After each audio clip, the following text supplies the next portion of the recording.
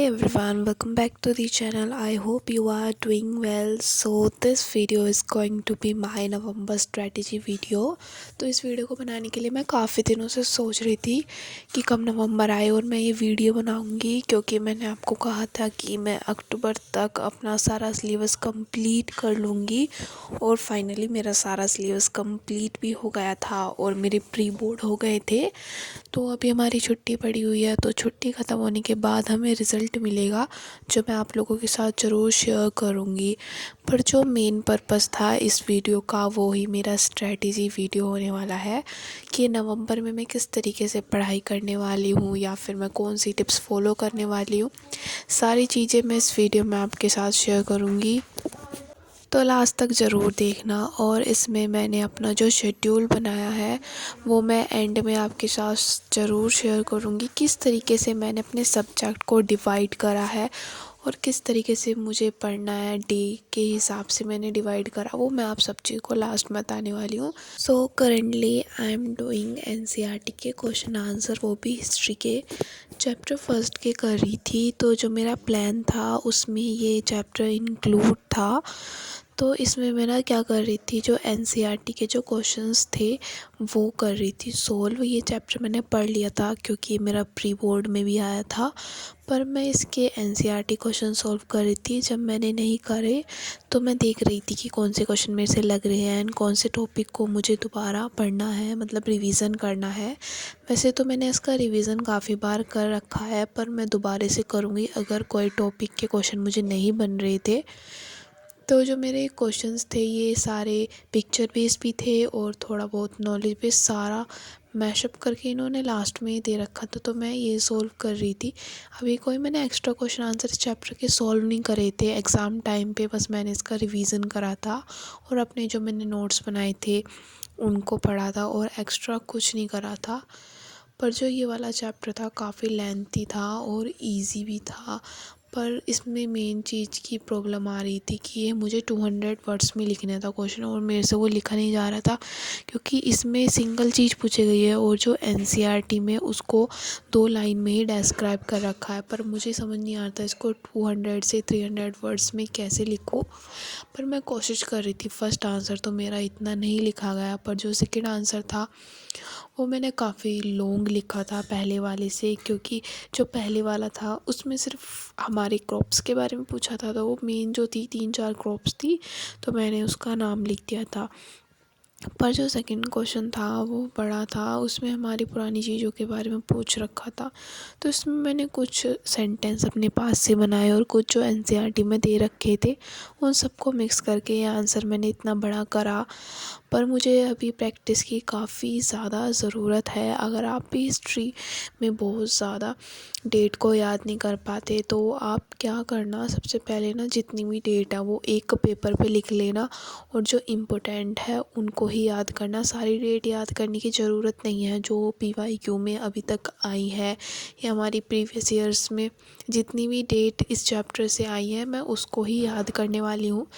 कुछ एक्स्ट्रा मैं कुछ याद नहीं करूँगी, क्योंकि उसका करने का कोई फ़ायदा नहीं है। जब वो एग्ज़ाम में नहीं आ रहा तो उसको दोबारा से रिवाइज़ करने का क्या ही फ़ायदा। मैं सोच रही थी क्यों ना मैं हिस्ट्री की स्ट्रेटजी वीडियो बनाऊं कि आप हिस्ट्री को किस तरीके से पढ़ सकते हो और कुछ टिप्स आप मुझे बता देना, और जो मेरी है मैं आपको शेयर करूंगी। इस तरीके से हमारी दोनों की हेल्प हो जाएगी और इसमें हमारी हिस्ट्री का भी रिवीजन हो जाएगा। वैसे तो हिस्ट्री की 3 बुक हैं और मेरा तीनों का सिलेबस कंप्लीट हो गया था, पर जो मेरी फ़र्स्ट वाली बुक थी ये काफ़ी इजी थी, इसलिए मैंने इसका रिवीजन करना स्टार्ट करा फर्स्ट चैप्टर से। मैंने सेकंड या थर्ड बुक नहीं चूज़ करी, क्योंकि जो इसमें बुक्स दे रखी है वे सिमेट्रिकल वाइज दे रखा है। उसका जो टॉपिक है वो फर्स्ट बुक के एंड चैप्टर से, फिर जो सेकंड बुक है उसका स्टार्टिंग चैप्टर से रिलेट करता है, इसलिए मैं पहला फर्स्ट चैप्टर कंप्लीट कर रही थी। मैं सोच रही थी उसके बाद ही मैं, और जो सेकंड और थर्ड बुक है वो इतनी ज़्यादा हार्ड नहीं है, तो इसलिए मुझे इसमें ज़्यादा फोकस देने की ज़रूरत थी। जो वाली फर्स्ट बुक थी इसमें हमारी पुरानी चीज़ों के बारे में दे रखा है, उसमें जो मेरे नेम्स हैं वे काफ़ी ज़्यादा इंपॉर्टेंट है। ऐसा नहीं कह रही मैं सेकंड और थर्ड बुक ईजी है, वो भी काफ़ी ज़्यादा हार्ड है, पर फर्स्ट के मुकाबले में वो काफ़ी ज़्यादा ईजी है, क्योंकि इसमें याद करने का काफ़ी ज़्यादा होता है। तो इसलिए मुझे थोड़ा बहुत हार्ड लगा, पर जैसे जैसे मैं पढ़ रही थी तो मुझे काफ़ी ईजी लग रहा था, क्योंकि इसके क्वेश्चंस मेरे से बन रहे थे और कुछ क्वेश्चंस मेरे नहीं बने, तो वो मैंने सर्कल वगैरह कर दिए थे और एंड में जाके ना उसको सर्च करूँगी, और जो मैं सर्च करने के बाद भी, पढ़ने के बाद मुझे उसका आंसर नहीं मिल रहा, तो फिर मुझे वो टॉपिक दोबारा से पढ़ना पड़ेगा, क्योंकि मैं अभी नहीं छोड़ने वाली। अब मैं सारा सिलेबस साथ लेके चलूँगी। ऐसा नहीं है कि कुछ टॉपिक अब छोड़ दिए उनको लास्ट में करेंगे, ऐसा नहीं होने वाला। मैं एक साथ ही सारे टॉपिक को रिवाइज़ करूँगी। तो ये कुछ इस तरीके की टिप्स थी जो मैंने आपके साथ शेयर करी। अगर आपको कुछ टिप्स पता हो तो मुझे ज़रूर बता देना, क्योंकि ऐसा करेंगे तो हमारा दोनों का रिवीजन अच्छे से होगा। ऐसा नहीं है कि मैं टॉपर हूँ, मुझे सारी कुछ चीज़ें पता है, नहीं। मैं भी अभी 12th में ही हूँ और मैं जो अपने सीनियर से कुछ टिप्स वगैरह लेती हूँ उससे ही अपनी स्टडी करती हूँ, और कुछ मैं नेट वगैरह यूट्यूब वगैरह से देखती हूँ कि किस तरीके से हम स्ट्रेटेजी अपना सकते हैं अपनी स्टडी के लिए। तो ऐसा नहीं है कि मुझे पहले से ही पता होता है कि किस तरीके से रिवीजन करना है, नहीं, मैं आपके साथ ही सीख रही हूँ। तो जैसे कि मैंने आपको बताया, मैंने स्ट्रेटजी प्लान बनाया है। तो सबसे पहले मैंने अपनी डेट शीट लिखी थी, क्योंकि हमारी डेट शीट भी रिलीज़ हो गई थी। तो एक साइड मैंने डेट लिखे थे और एक साइड मैंने लिखे थे सब्जेक्ट की कौन सी डेट को मेरा कौन सा पेपर है। तो ये मुझे काफ़ी ज़्यादा इजी लगा, इसलिए मुझे सारी डेट एक जगह मिल जाएंगी, मुझे दोबारा नहीं ढूंढनी पड़ेगी।